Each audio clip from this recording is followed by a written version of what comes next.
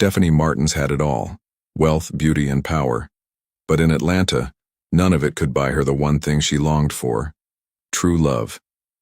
Tired of men chasing her fortune, she walked away from her empire, disguised herself as a cleaner, and stepped into a world where no one knew her name. That was where her story truly began. The city lights of Atlanta shimmered across the skyline like scattered diamonds. From the penthouse window of her father's mansion, Stephanie Martins stared at them with vacant eyes. The towers, the busy freeways, the vibrant energy of the city. Once, all of it felt alive to her.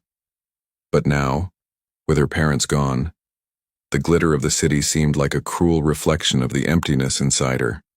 She had been only 29 when the accident happened. Her father, Charles Martins, and her mother, Elise, had been returning from a vacation in Europe. A car crash on a rainy highway had taken both of their lives in one merciless instant. Stephanie still remembered the night the call came, her phone buzzing relentlessly until she picked up, only to hear the voice of the family lawyer, trembling, breaking the news. Since that day, her world had tilted. Stephanie was the Martins' only child. With her parents passing, she inherited everything: the sprawling family mansions in Atlanta and New York, the fleets of cars, the private jets, and, most daunting of all, her father's empire of companies. Real estate, finance, technology, shipping. The Martins' name was etched into Atlanta's corporate and social history, and now all of it was hers. But wealth was never what she wanted most. She wanted love, something real, something untainted by money, and that was the one thing she could never seem to hold on to. From the moment the inheritance was finalized, suitors lined up at her door. Men with flowers and smiles, with expensive suits and charming words, each one proclaiming himself different. But it never took long to see the truth. Some were transparent, blatant opportunists dazzled by her money. Others pretended at sincerity, masking their greed beneath tender words, but cracks always showed.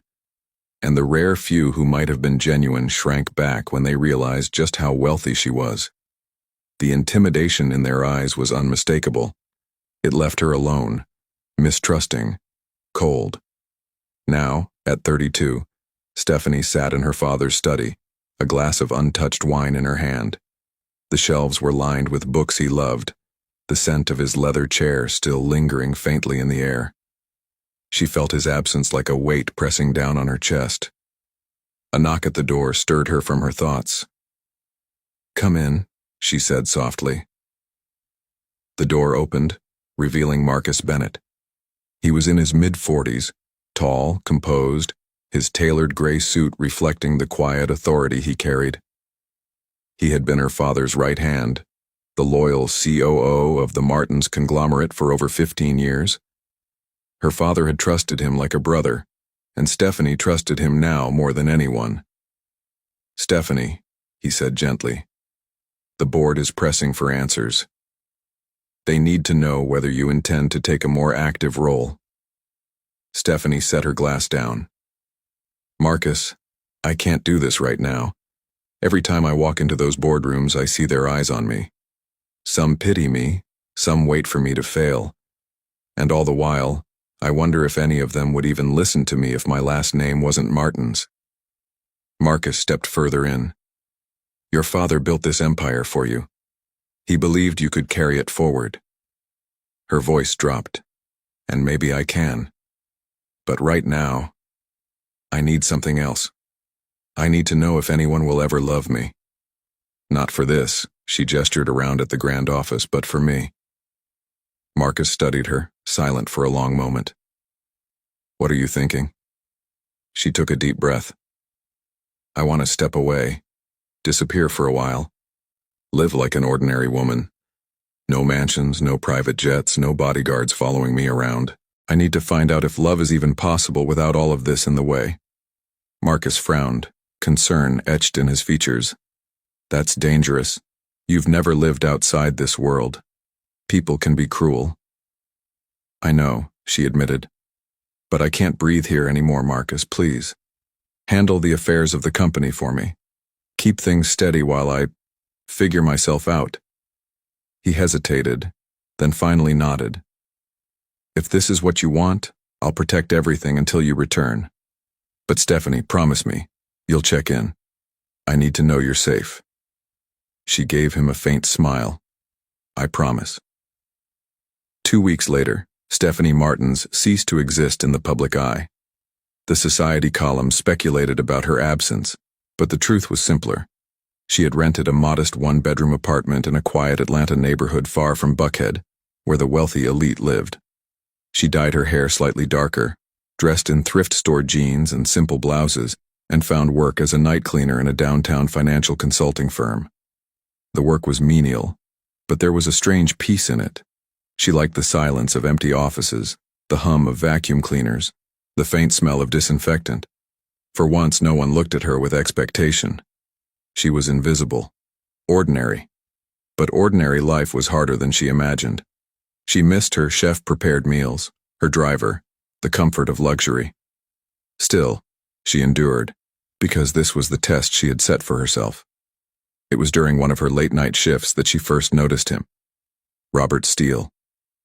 Robert was in his late 30s, tall and lean, with sandy blonde hair and weary blue eyes. He always looked tired, buried under files and spreadsheets, often the last one to leave the office. She had seen him a few times, though they had never spoken beyond polite nods. One night, however, she overheard a tense conversation as she emptied a trash bin in the hallway. "Robert," a voice from inside the conference room said sternly, "the audit doesn't lie. The missing funds trace back to your department. Unless you have proof otherwise, HR will have no choice but to terminate your employment." Stephanie paused, startled. "But I didn't take anything." Robert's voice trembled. "I've been working day and night. I don't even handle the accounts they're accusing me of." There was a sigh. "Then I suggest you prepare yourself. Security will want to speak to you in the morning." The door opened and Robert stepped out, his face pale, eyes hollow. He brushed past her without noticing, clutching a folder tightly in his hands. Stephanie's heart ached at the sight. She had seen enough of corporate politics to know how easily a man could be scapegoated. Later that night, while dusting an executive office, Stephanie's eyes fell on a stack of documents carelessly left on the desk. Normally, she never pried, but tonight something tugged at her instincts. She picked up the top sheet and froze. The papers detailed internal transfers, accounts moved secretly, signatures forged. And there, in neat handwriting, was a note referencing Robert Steele, framed neatly as the fall guy. Her pulse quickened. If this was true, he was innocent. She hesitated, then pulled out her phone. Quietly, she recorded a video, capturing every incriminating page. When she finished, she slid the papers back exactly as they were and left the room with her heart pounding. The next day, she found Robert sitting alone in the break room, his head in his hands. "Robert," she said softly. He looked up, startled. "Oh, hi. You're the cleaner, right?" "Yes." She sat across from him, lowering her voice. "I saw something last night, about the accusations against you." Suspicion flickered in his eyes. "What do you mean?" She glanced around to be sure no one was watching, then pulled out her phone and showed him the video. His eyes widened as he scanned the images. This proves it wasn't me," he whispered, shock and relief flooding his face. "I can take this to HR. Stephanie, you just saved my career." He didn't even know her name yet, but the gratitude in his voice was raw and unshakable. The next few days moved quickly. HR cleared Robert after a formal investigation, and whispers began circulating about the real culprit. Robert's name was restored, and his job secured. He sought Stephanie out afterward, finding her in a quiet hallway. "I owe you everything," he told her earnestly. "If you hadn't, I don't know where I'd be. Can I at least buy you a coffee? Just to say thank you properly?" Stephanie hesitated, her heart thudding. This was exactly the kind of moment she had longed for, a man reaching for her without knowing anything about her wealth or name. "Yes," she said finally, allowing a small smile. Coffee sounds nice. And so it began. They started simply. Coffee in the mornings before work. Small conversations during breaks. Stephanie kept her guard up, careful not to reveal too much, but she found herself laughing more than she had in years. Robert spoke of his struggles, his ambitions, his dreams of building something meaningful. To him, she was just Stephanie, the cleaner who had saved him from ruin. One evening, as they walked out of the building together, he turned to her. "You're different. I don't know what it is, but I feel like I can trust you." Stephanie's heart tightened. She wanted to believe him. She wanted to believe that maybe, just maybe, this man was different from all the rest. As the lights of Atlanta flickered against the night sky, Stephanie Martins, heiress, orphan, billionaire in hiding, walked beside Robert Steele, not as an untouchable heiress, but as a woman searching for love. And for the first time in years, hope stirred within her.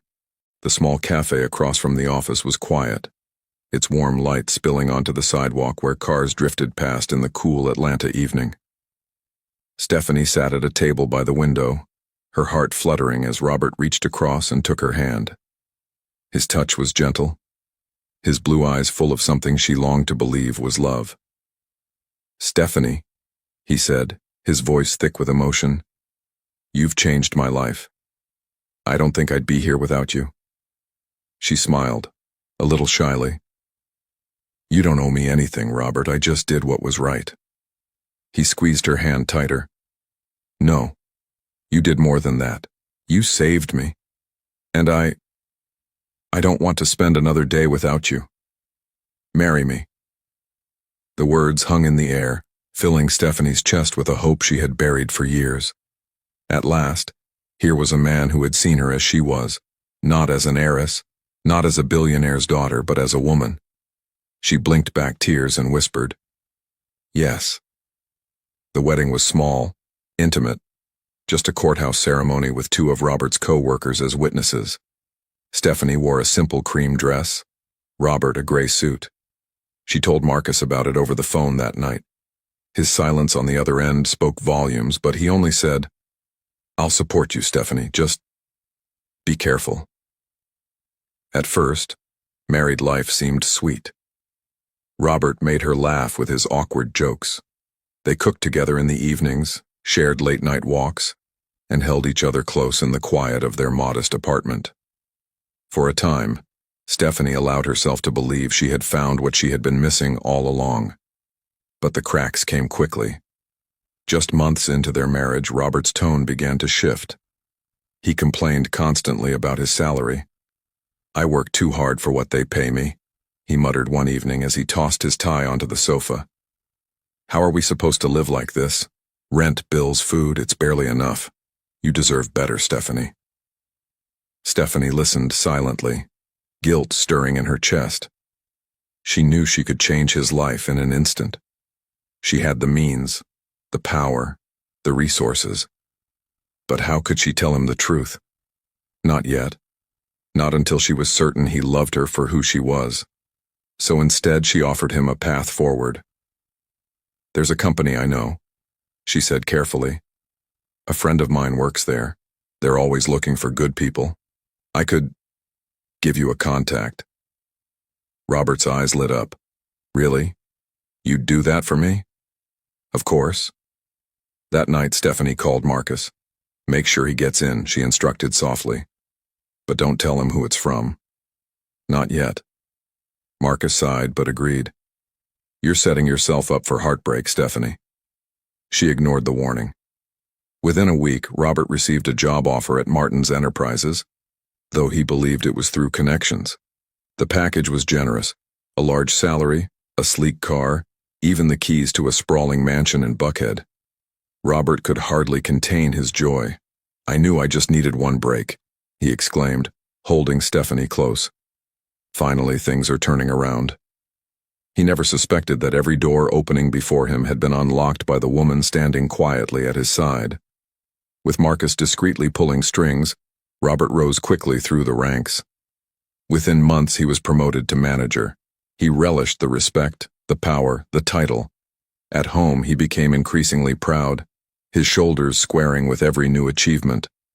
But with that pride came something darker, a slow, simmering disdain. One evening over dinner, he smirked as he set down his fork. "You know, Steph, I think you married well. Look at us now. A manager, a mansion, a nice car. I've elevated your life, haven't I?" Stephanie blinked, stunned. "Elevated my life?" "Of course," Robert said smoothly, sipping his wine. "I mean, let's be honest. You were just a cleaner before me. Now look where you are." The words struck like knives, but she forced a smile. "Yes, look at us now." Inside, her heart cracked. As Robert grew more arrogant, his mother's influence deepened the divide. Evelyn Steele, a sharp-tongued woman with perfectly coiffed silver hair and an air of superiority, had never hidden her disdain. To her, Stephanie was not only beneath her son socially, but racially as well. "She doesn't belong in our family, Robert," Evelyn whispered one afternoon when she thought Stephanie wasn't listening. "She's not your equal. A woman like that will only drag you down." Robert didn't argue. Instead, he nodded faintly. The poison seeped in, drop by drop, until Stephanie found herself constantly on the receiving end of his contempt. He criticized her cooking, her clothes, even the way she laughed. He reminded her often that he had saved her from a life of insignificance, as though she owed him gratitude for being his wife. The breaking point came when Robert reconnected with Charlotte Whitmore, his ex-girlfriend from college. Charlotte was everything Evelyn adored: white, polished, a woman from an old Southern family. It began subtly: late-night phone calls, unexplained absences. But soon, the truth was undeniable. Robert was having an affair. One evening he brought Charlotte to the mansion openly, introducing her not as a guest, but as someone who belonged. Stephanie's stomach churned as she watched them laugh together in the living room. Weeks later, Charlotte's smirk told Stephanie everything. "I'm pregnant," she announced one morning, her manicured hand resting on her flat stomach. "Robert's child." The room spun. Stephanie gripped the back of a chair, willing herself not to collapse. To her horror, Robert didn't deny it. Instead, he turned coldly to Stephanie. "You'll have to move out of the master bedroom. Charlotte needs the space." It was the car that sparked the final confrontation. One afternoon, Stephanie was heading out when she reached for the keys to one of the luxury cars parked in the driveway. Charlotte appeared, her lips painted a smug red. "I need that car today," she snapped. Stephanie tightened her grip on the keys. "I was about to leave." "Take another one." Charlotte's eyes narrowed. "I said I want that car." When Stephanie didn't budge, Charlotte slapped her across the face. The sting burned hot, but before the tears could come, Stephanie raised her own hand and slapped her back. Charlotte shrieked, her voice echoing through the halls. Evelyn rushed out, her face twisted with fury. "How dare you touch her?" she screamed, raising her hand and striking Stephanie across the cheek. But Stephanie, no longer willing to cower, slapped Evelyn back too. At that exact moment, Robert entered. The sight before him, his mother and mistress crying, Stephanie standing defiant, was all he needed to condemn her. "You disgusting woman," he roared, striding across the room. He struck Stephanie twice across the face, his words like venom. "Pack your things. Get out of my house now." The room fell silent except for Charlotte's sobs and Evelyn's furious breathing. Stephanie touched her bruised cheek, then laughed. It was not the laughter of a broken woman, but of someone who finally held the truth in her hands. Robert froze. "What the hell are you laughing at?" She straightened, her eyes glittering with defiance. "At you. At all of you. The mansion you live in, the cars you drive, the company you work for. It's all mine. I am the owner. Every bit of your so-called success was handed to you by me." For a moment they stared at her in stunned silence. Then Robert and Evelyn burst into mocking laughter. Charlotte sneered. "You're delusional," Robert scoffed. "You were a cleaner when I met you. You should be grateful I married you at all. Stop embarrassing yourself." But Stephanie's smile only widened. She pulled out her phone and dialed a number. "Marcus," she said calmly, "execute the plan." As she ended the call, Robert rolled his eyes and poured himself a drink. Evelyn muttered about delusions of grandeur. Charlotte smirked, whispering something cruel under her breath. They thought she was still the powerless woman they had belittled for months. But the balance of power was about to shift. And none of them were ready for what was coming. The Martins' mansion was unusually quiet the night Stephanie made her call. The crystal chandelier sparkled above the grand foyer, but the light felt cold, sterile.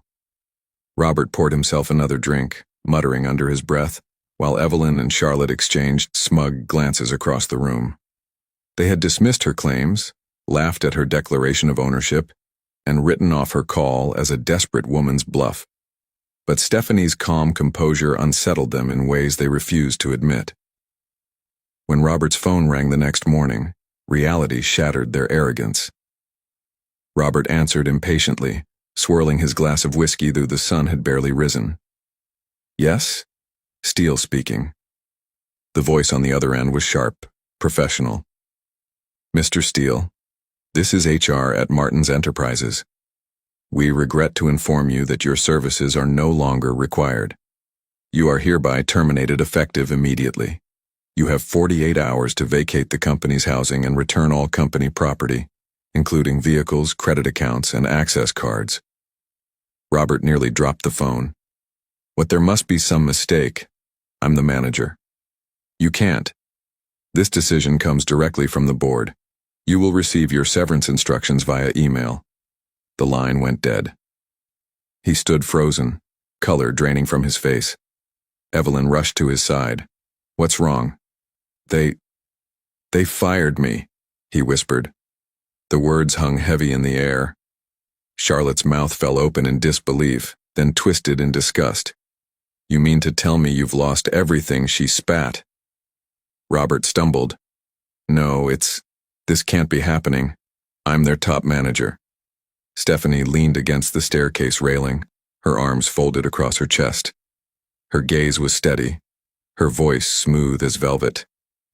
"I told you last night. It was mine to give. And mine to take away." Charlotte snapped. She stormed upstairs, her heels clattering against the marble. When she returned minutes later, she had her suitcase in hand. "This is over, Robert," she said sharply, her voice dripping with scorn.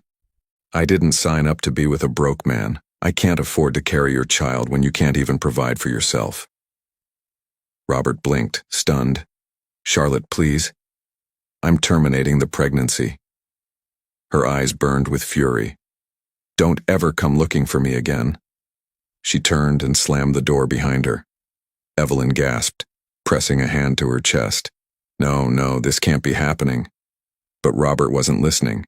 His eyes flicked to Stephanie, who was still standing calmly, her phone in hand. "You did this," he hissed. Stephanie tilted her head. "You did this to yourself." The next morning, Robert drove to Martins Enterprises, desperate to beg for his position back. The ride there was suffocating. The silence of the car mocked him, the streets of Atlanta flashing by like strangers' faces. When he walked into the towering glass building, security hesitated but eventually allowed him through. He headed straight for the executive floor, rehearsing words of apology. But when he opened the heavy oak doors of the CEO's office, his steps faltered. There, behind the massive mahogany desk, sat Stephanie Martins. Her hair framed her face like a crown, her tailored suit sharp and commanding. She looked every inch the queen she was meant to be. Around her stood Marcus Bennett and several senior executives, all watching him with cold, assessing eyes. Robert's knees nearly gave out. "Stephanie," he whispered. Her lips curved into a faint smile. "Mrs. Martins, if you please. Or better yet, CEO Martins." His mouth opened and closed like a fish. "I don't understand." "Oh, you understand perfectly." She leaned forward, her voice cool but steady. "Everything you had, your job, your mansion, your cars, was mine. I gave it to you, and you used it to humiliate me. You betrayed me, despised me, mocked me." Robert's voice cracked. "I didn't know. If I had known, you'd have what she cut him off sharply. Respected me, loved me. Don't lie to yourself. You only ever loved the reflection of power you thought you earned. But the truth is, Robert, you earned nothing. Robert fell to his knees, his pride shattered. Please, Stephanie. I was wrong. I was blind. Give me another chance. I'll do better. I'll be better. Please. Her eyes softened for a brief second, but only briefly. The memory of his hand striking her face, of his mother's insults, of Charlotte's mocking laughter, all of it hardened her again. You had your chance, she said quietly. She turned to security. Escort Mr. Steele out of this building. Permanently. The guard stepped forward. Robert's pleas echoed down the hallway as he was dragged away, his voice breaking into sobs. Evelyn, waiting outside the office, rushed to her son. But when she saw the authority in Stephanie's stride as she exited, even she could not muster words. Her own shame silenced her. Back in her office, Marcus approached cautiously. You handled that well, but I know this wasn't easy. Stephanie exhaled slowly. No, it wasn't. She stared out the floor-to-ceiling windows. The skyline of Atlanta stretched before her. I thought I wanted love more than anything else, but what I found was betrayal, hatred, racism, contempt. Marcus studied her. And now, she said firmly, I choose myself. I choose peace. I don't need a man to validate me. My worth doesn't lie in someone else's hands. Never again. Weeks passed. The Martins' empire thrived under her renewed leadership. The tabloids speculated endlessly about her sudden return and the drama surrounding her failed marriage, but Stephanie ignored it all. Instead, she poured her heart into something new. At an adoption center in Midtown Atlanta, Stephanie held two small bundles in her arms. One, a baby boy with curious brown eyes. The other, a baby girl with tiny curls and a smile that melted her heart. Are you sure? Miss Martins, the caseworker, asked gently. Two at once is a lot. Stephanie smiled through her tears. I've been waiting for this my whole life. Yes, I'm sure. The babies cooed softly, and for the first time since her parents' death, Stephanie felt whole again. She signed the papers with steady hands. Back at the mansion, laughter echoed through the grand halls once more. Not the hollow laughter of arrogance, but the innocent giggles of children. Stephanie chased the boy as he toddled across the polished floors, the girl perched happily on her hip. She paused at the window, gazing out at the Atlanta skyline, bathed in the golden glow of sunset. Her empire was intact, her heart was healing, and her children, her chosen family, were her future. No longer the lonely heiress searching desperately for love, Stephanie Martins had risen above betrayal, humiliation, and loss. She was a queen reborn, ruling not only her empire but her own destiny. And this time she was stronger than ever. Thank you so much for watching and supporting my channel. Your love, comments, and shares mean everything to me. Grateful for each of you. Let's keep growing together. With love from Whispers of Hope.